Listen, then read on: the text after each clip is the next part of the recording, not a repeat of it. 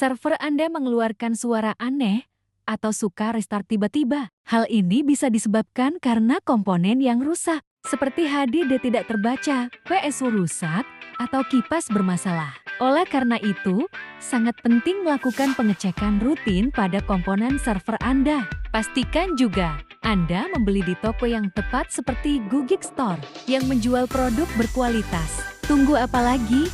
Untuk order silakan klik link di bio.